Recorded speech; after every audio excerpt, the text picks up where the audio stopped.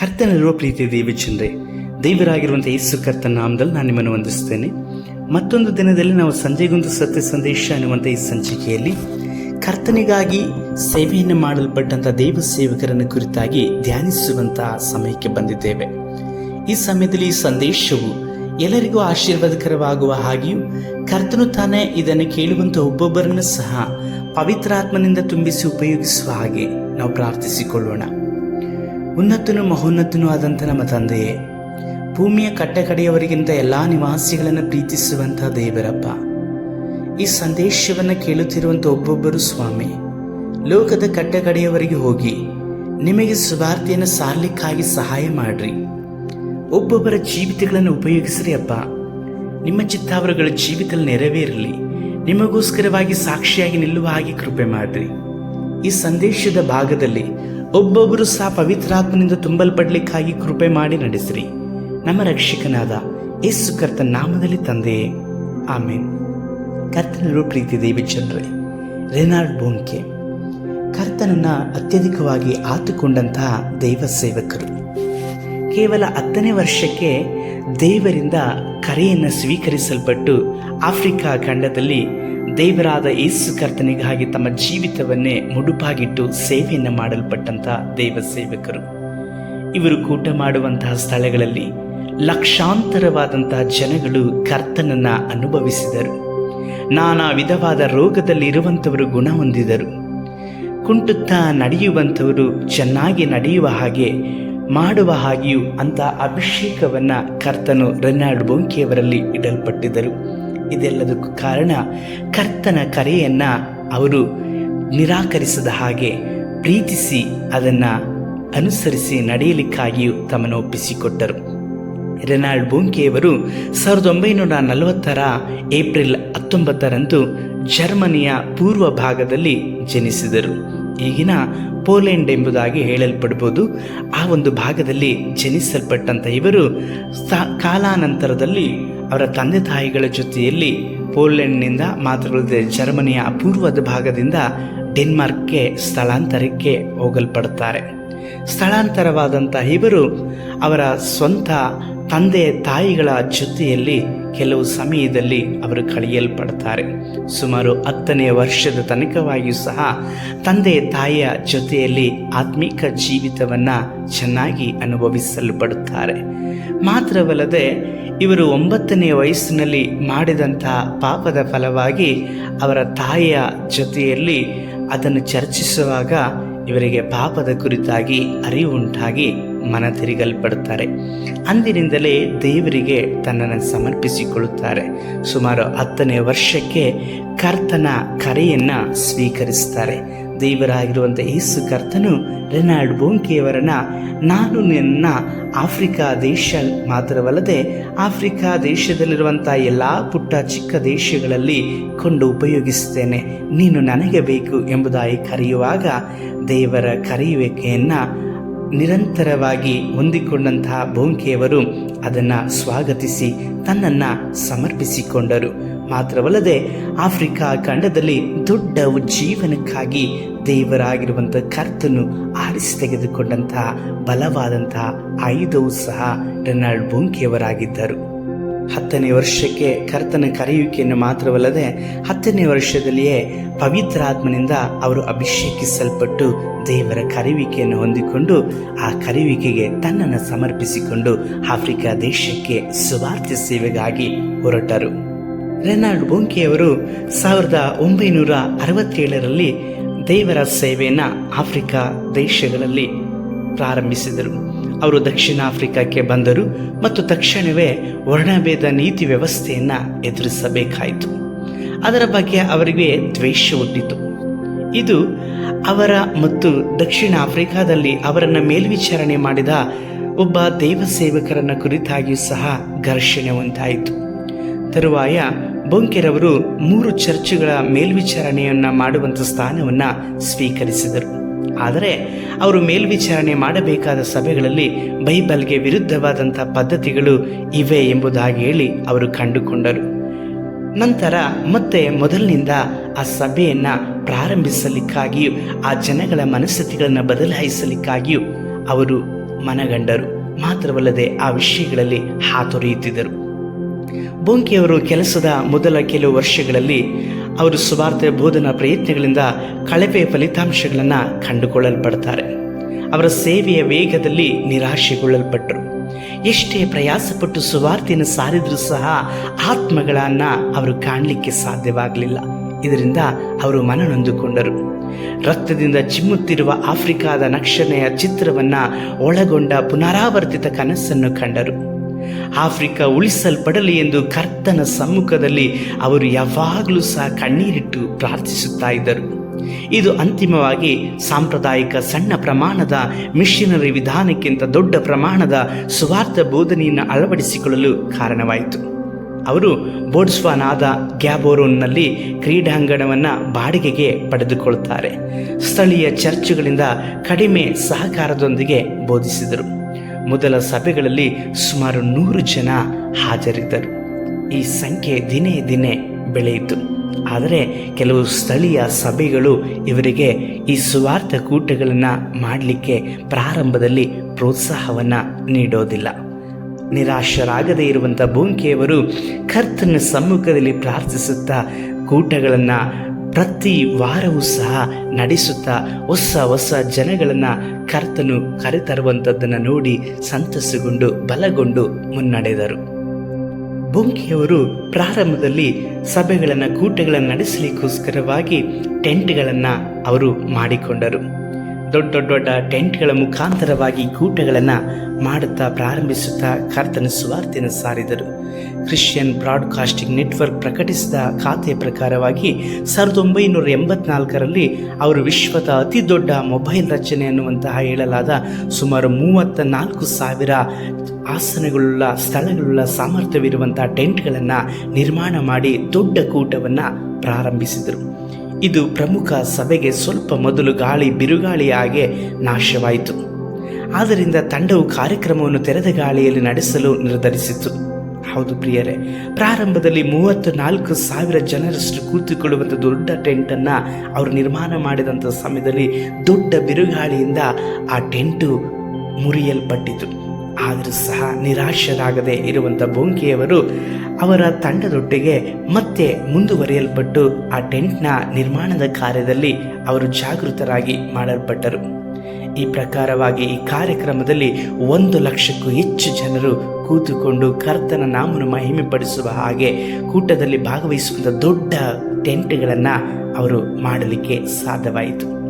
ವಿವಿಧ ಕಾರಣಗಳಿಂದಾಗಿ ಸಾಮಾನ್ಯವಾಗಿ ಸಾಕಷ್ಟು ಸಾಮರ್ಥ್ಯವಿಲ್ಲದ ಇರುವಂಥ ಕಾರಣ ಸುಮಾರು 34,000 ಆಸನಗಳ ಟೆಂಟನ್ನು 1986ರಲ್ಲಿ ಅವರು ಜಿಂಬಾಬ್ವೆಯ ಹರಾರೆ ಎನ್ನುವಂಥ ಸ್ಥಳದಲ್ಲಿಯೂ ಸಹ ಬಳಸಲಿಕ್ಕೆ ಪ್ರಾರಂಭಿಸಿದರು.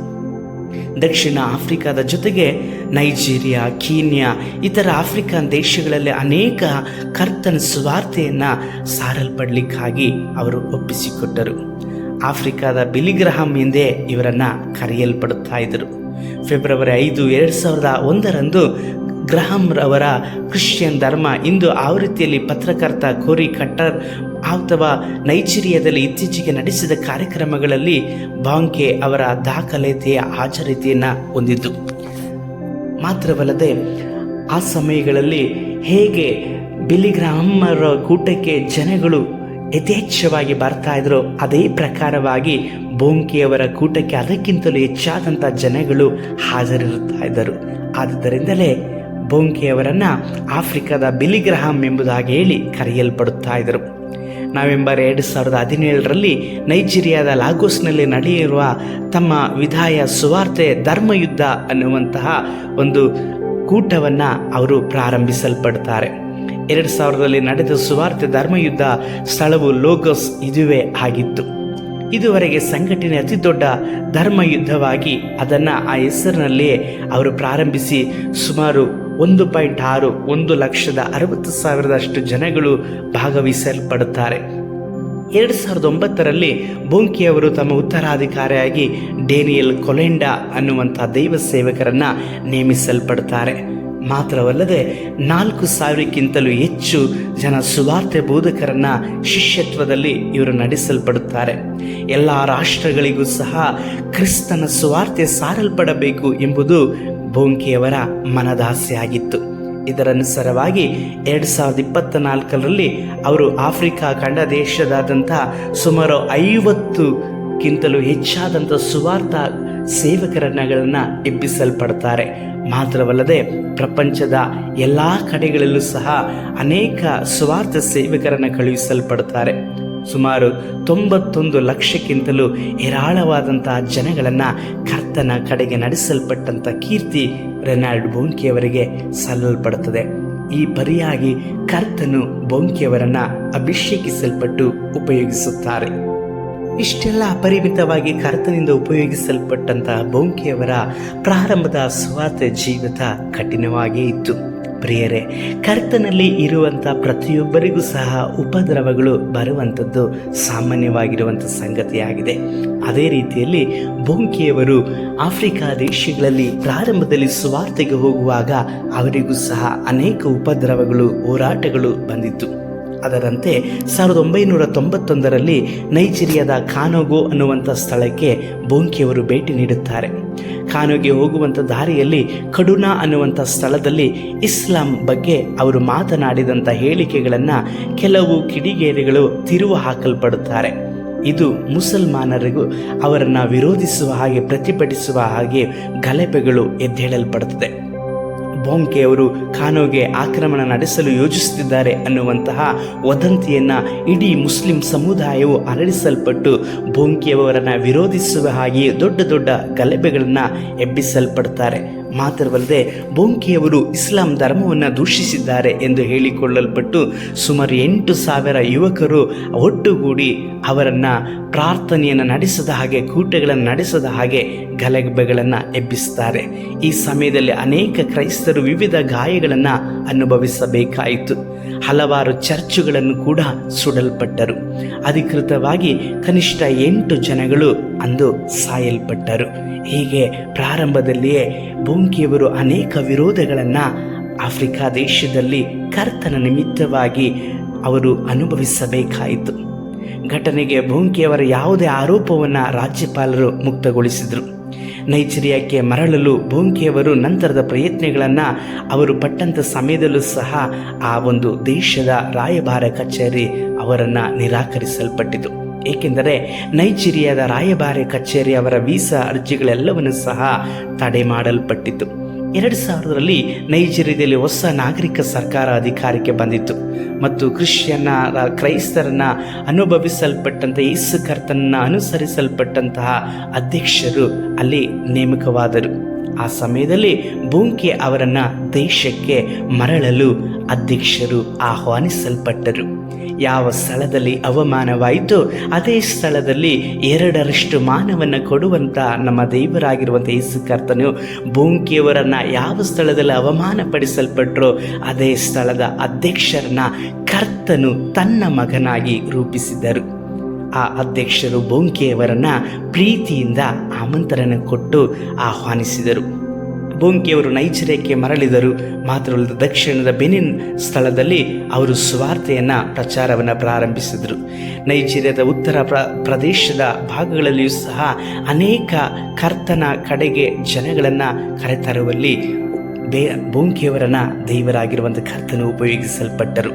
ಮಾತ್ರವಲ್ಲದೆ ಕೆಲವೊಂದು ಸ್ಥಳಗಳಲ್ಲಿ ಬೋಂಕೆಯವರನ್ನು ಜನಗಳು ಸಹ ನಿರಾಕರಿಸಲ್ಪಟ್ಟರು. 2000 ನಂತರ ಬೋಂಕೆಯವರು ನೈಜೀರಿಯಾದಲ್ಲಿ ಅನೇಕ ಧರ್ಮ ಪ್ರಚಾರವನ್ನು ಮಾಡಲ್ಪಟ್ಟರು. ಮಾತ್ರವಲ್ಲದೆ ಯೇಸು ಕರ್ತನನ್ನು ಅಂಗೀಕರಿಸಲ್ಪಡುವಂತಹ ಜನಗಳ ಸಂಖ್ಯೆಯು ಹೆಚ್ಚಾಗಲ್ಪಟ್ಟಿತು. ಆ ಒಂದು ಸಮಯದಲ್ಲಿ ಸುಮಾರು 1,10,000 ಜನಗಳು ಕರ್ತನ ಕಡೆಗೆ ಮನದಿರುಗಲ್ಪಟ್ಟರು. ಬೋಂಕೆಯವರು ಯಾವಾಗಲೂ ಸಹ ಕೂಟಗಳನ್ನು ಮಾಡುವಾಗ ಪವಿತ್ರಾತ್ಮನನ್ನು ಅನುಭವಿಸ್ತಾ ಇದ್ರು. ಪವಿತ್ರಾತ್ಮನಿಲ್ಲದಂತೆ ಅವರು ಏನನ್ನೂ ಸಹ ಮಾಡಲಿಲ್ಲ. ಅವರು ವಾಕ್ಯೋಪದೇಶವನ್ನು ಪವಿತ್ರಾತ್ಮನ ಸಹಾಯದೊಟ್ಟಿಗೆ ಬೋಧಿಸಲ್ಪಡುತ್ತಾ ಇದ್ದರು. ವಾಕ್ಯವನ್ನು ಬೋಧಿಸಲ್ಪಡುವಂಥ ಸಮಯದಲ್ಲೇ ಅನೇಕರೊಳಗಿದ್ದಂತಹ ದೆವ್ವಗಳು ಬಿಟ್ಟು ಆರ್ಭಟಿಸುತ್ತಾ ಓಡಿ ಹೋಗುತ್ತಾ ಇದ್ದವು. ನಾನಾ ವಿಧವಾದಂಥ ರೋಗಿಗಳು ಕರ್ತನ ಕಡೆಗೆ ಮನದಿರುಗಲ್ಪಟ್ಟರು. ಮಾತ್ರವಲ್ಲದೆ ಸೌಖ್ಯವನ್ನು ಹೊಂದಿಕೊಂಡರು. ನೈಜೀರಿಯಾ ದೇಶದ ಅಧ್ಯಕ್ಷರು ಸಹ ಕರ್ತನನ್ನು ಸ್ವೀಕರಿಸಿಕೊಂಡರು. ಮಾತ್ರವಲ್ಲದೆ ಆಫ್ರಿಕಾ ದೇಶದಲ್ಲಿ ಅನೇಕ ಕಡೆಗಳಲ್ಲಿ ಕರ್ತನನ್ನು ಮಹಿಮೆ ಪಡಿಸುವ ಹಾಗೆ ಬೊಂಕಿಯವರನ್ನು ದೇವರಾಗಿರುವಂಥ ಯೇಸು ಕರ್ತನು ಬಹಳವಾಗಿ ಉಪಯೋಗಿಸಲ್ಪಟ್ಟರು. 2019 ಡಿಸೆಂಬರ್ 7ರಂದು ಕರ್ತನಲ್ಲಿ ಬೊಂಕಿಯವರು ನಿದ್ರಿಸಲ್ಪಟ್ಟರು. ಅವರು ನಿದ್ರೆ ಹೋದಂಥ ಸಮಯದಲ್ಲಿ ನೈಜೀರಿಯಾದಲ್ಲಿ ಅಧ್ಯಕ್ಷರಾಗಿದ್ದಂಥವರು ಮೊಹಮ್ಮದ್ ಬುಹಾರಿ ಅನ್ನುವಂಥವರು. ಅವರು ಇಸ್ಲಾಂ ಧರ್ಮವನ್ನು ಸ್ವೀಕರಿಸಲ್ಪಟ್ಟಂಥವರಾಗಿದ್ದರು. ಬೊಂಕಿಯವರ ನಿಧನದ ವಾರ್ತೆಯನ್ನು ಕೇಳಲ್ಪಟ್ಟಂತಹ ಆ ಇಸ್ಲಾಂ ನಾಯಕನು ಬೊಂಕಿಯವರನ್ನು ಕುರಿತಾಗಿ ಹೇಳಲ್ಪಟ್ಟದ್ದು, ನೈಜೀರಿಯಾ ದೇಶಕ್ಕೆ ದೊಡ್ಡ ನಷ್ಟ ಉಂಟಾಯಿತು ಎಂಬುದಾಗಿ ಹೇಳಿ. ಹೌದು ಪ್ರಿಯರೇ, ಅನ್ಯ ಧರ್ಮದವರು ಸಹ ಯೇಸು ಕರ್ತನನ್ನು ಅಂಗೀಕರಿಸಿಕೊಳ್ಳುವ ಹಾಗೆ ಯೇಸು ಕರ್ತನ ಪ್ರೀತಿಯನ್ನು ಸಾರಲ್ಪಟ್ಟಂತಹ ದೇವ ಸೇವಕರು ರೆನಾಲ್ಡ್ ಬೊಂಕಿಯವರಾಗಿದ್ದರು. ಚಿಕ್ಕ ವಯಸ್ಸಿನಲ್ಲೇ ತಂದೆಯನ್ನು ತಾಯಿಯನ್ನು ಬಿಟ್ಟು ಕರ್ತನ ಕಡೆಗೆ ಆತನ ಸುವಾರ್ತೆಯನ್ನು ಸಾರಲಿಕ್ಕಾಗಿ ದೇವರಾಗಿರುವಂಥ ಯೇಸು ಕರ್ತನ ಕರೆಯುವಿಕೆಯನ್ನು ಅವರು ಹೊಂದಿಕೊಂಡರು. 9ನೇ ವರ್ಷದಲ್ಲಿ ತಾವು ಕರ್ತನ ಸಮ್ಮುಖಕ್ಕೆ ತಮ್ಮ ಪಾಪಗಳನ್ನು ಅರಕೆ ಮಾಡಿ ಒಪ್ಪಿಸಿಕೊಟ್ಟರು. 10ನೇ ವರ್ಷದಲ್ಲಿ ಪವಿತ್ರಾತ್ಮನಿಂದ ಅವರು ಅಭಿಷೇಕಿಸಲ್ಪಟ್ಟು ದೇವರ ನೇರವಾಗಿ ಕರೆಯುವಿಕೆಯನ್ನು ಸ್ವೀಕರಿಸಲ್ಪಟ್ಟು ಆಫ್ರಿಕಾ ದೇಶದ ಉಜ್ಜೀವನಕ್ಕಾಗಿ ತನ್ನನ್ನು ಸಮರ್ಪಿಸಿಕೊಂಡರು. ಸುಮಾರು 90 ಲಕ್ಷಕ್ಕಿಂತಲೂ ಹೇರಾಳವಾದಂತಹ ಜನಗಳಿಗೆ ಸುವಾರ್ತೆಯನ್ನು ಸಾರಲ್ಪಟ್ಟು ಕರ್ತನ ಕಡೆಗೆ ನಡೆಸಲ್ಪಟ್ಟಂತಹ ಕೀರ್ತಿ ಬೊಂಕಿಯವರದು. ಇವರನ್ನು ದೇವರಾಗಿರುವಂಥ ಯೇಸು ಕರ್ತನು ಅಪರಿಮಿತವಾಗಿ ಉಪಯೋಗಿಸಲ್ಪಟ್ಟರು. ಇಂದಿಗೂ ಸಹ ಬೊಂಕಿಯವರು ಮಾಡಲ್ಪಟ್ಟಂಥ ಸೇವೆಗಳು ಮಾತ್ರವಲ್ಲದೆ ಅವರು ಸ್ಥಾಪಿಸಲ್ಪಟ್ಟಂಥ ಸಂಸ್ಥೆಗಳು ಬೊಂಕಿಯವರು ಬಿಟ್ಟು ಹೋದಂಥ ಸೇವೆಯನ್ನು ಮುಂದುವರಿಸುತ್ತಾ ಬಂದಿವೆ. ಆಫ್ರಿಕಾ ದೇಶಕ್ಕೆ ಬಿಲಿಗ್ರಹಾಮ್ ಅನ್ನುವಂಥ ಹೆಸರು ಬೊಂಕಿಯವರು ಕೊಡಲ್ಪಟ್ಟಿತು. ಹೌದು ಪ್ರಿಯರೇ, ಆಫ್ರಿಕಾ ದೇಶದ ಬಿಲಿಗ್ರಹಾಮ್ ಎಂಬುದಾಗಿ ಕರೆಸಿಕೊಳ್ಳುತ್ತಾ ಇದ್ದಂತಹ ಬೊಂಕಿಯವರನ್ನು ಕರ್ತನು ಅತಿಶಯವಾಗಿ ಅದ್ಭುತವಾಗಿ ಉಪಯೋಗಿಸಿದರು. ಇಂದು ಇಂತಹ ದೇವ ಸೇವಕರನ್ನು ಕರ್ತನು ಹುಡುಕುತ್ತಾ ಇದ್ದಾರೆ. ನೀವು ಒಪ್ಪಿಸಿಕೊಡುವುದಾದರೆ ನಿಮ್ಮನ್ನು ಕೂಡ ದೇವರಾಗಿರುವಂಥ ಯೇಸು ಕರ್ತನು ರೆನಾಲ್ಡ್ ಬೊಂಕಿಯವರನ್ನು ಉಪಯೋಗಿಸಿದ ಹಾಗೆ ಉಪಯೋಗಿಸಲಿಕ್ಕೆ ಶಕ್ತರು. ನಾವು ಈ ಸಮಯದಲ್ಲಿ ಪ್ರಾರ್ಥಿಸೋಣ. ಸರ್ವಶಕ್ತನಾದ ದೇವರೇ, ರೆನಾಲ್ಡ್ ಬೊಂಕಿಯವರನ್ನು ಉಪಯೋಗಿಸಲ್ಪಟ್ಟಂಥ ಕರ್ತನು ಲೋಕದ ಕಟ್ಟ ಕಡೆಯವರೆಗಂತ ಎಲ್ಲ ಜನಗಳನ್ನು ತಲುಪಲಿಕ್ಕಾಗಿ ಈ ಸಂದೇಶವನ್ನು ಕೇಳುತ್ತಾ ಇರುವಂಥ ಒಬ್ಬೊಬ್ಬ ದೈವ ಮಕ್ಕಳುಗಳನ್ನು ಉಪಯೋಗಿಸ್ರಿ ಅಪ್ಪ. ನಿಮ್ಮ ಕರಗಳಿಗೆ ಎಲ್ಲರನ್ನು ಸಮರ್ಪಿಸಿಕೊಡುತ್ತೇವೆ, ನಡೆಸಿರಿ. ನಮ್ಮ ರಕ್ಷಕನಾದ ಯೇಸು ಕರ್ತ ನಾಮದಲ್ಲಿ ತಂದೆಯೇ, ಆಮೇನ್. ಕರ್ತನಲ್ಲಿರುವ ಪ್ರೀತಿ ದೇವಜನರೇ, ಈ ಸಂದೇಶ ನಿಮಗೆ ಪ್ರಯೋಜನಕರವಾಗಿ ಇರುವುದಾದರೆ ಮತ್ತೊಬ್ಬರಿಗೆ ಇದನ್ನು ಕಳುಹಿಸಲ್ಪಡ್ರಿ. ಮಾತ್ರವಲ್ಲದೆ ನಿಮ್ಮ ಯಾವುದೇ ಪ್ರಾರ್ಥನಾ ಮನವಿಗಳಿರುವುದಾದರೆ ನಮ್ಮೊಡನೆ ಹಂಚಿಕೊಳ್ಳ್ರಿ. ನಾವು ನಿಮಗೋಸ್ಕರವಾಗಿ ಪ್ರಾರ್ಥಿಸುವಂಥ ವಿಷಯದಲ್ಲಿ ಸಂತೋಷವೂ ಆಸಕ್ತಿ ಉಳ್ಳವರಾಗಿದ್ದೇವೆ. ಮಾತ್ರವಲ್ಲದೆ ನಿಮಗೆ ಸಮಯ ಇರುವುದಾದರೆ ನಮಗಾಗಿಯೂ ಪ್ರಾರ್ಥನೆ ಮಾಡಿರಿ. ಕರ್ತನು ನಮಗೆ ಕೊಟ್ಟಿರುವಂಥ ಸೇವೆಯನ್ನು ಮಾಡಲಿಕ್ಕಾಗಿಯೂ ಮಾತ್ರವಲ್ಲದೆ ನಿಮ್ಮನ್ನು ಸಂಧಿಸಲಿಕ್ಕೋಸ್ಕರವಾಗಿ ದೇವರು ಬೇಕಾದಂಥ ಎಲ್ಲ ಅಗತ್ಯತೆಗಳನ್ನು ಒದಗಿಸಿಕೊಡುವ ಹಾಗೆ ಪ್ರಾರ್ಥನೆ ಮಾಡಿರಿ. ಕರ್ತನ ಬರೋಣ ತಡವಾಗುವುದಾದರೆ ಮತ್ತೊಂದು ದಿನದಲ್ಲಿ ಸಂಜೆಗೊಂದು ಸತ್ಯ ಸಂದೇಶದಲ್ಲಿ ನಾವು ಕಾಣಿಸಿಗೋಣ. ಕರ್ತ ನಿಮ್ಮನ್ನು ಆಶೀರ್ವಾದ ಮಾಡಲಿ. ಶುಭ ಸಂಜೆ.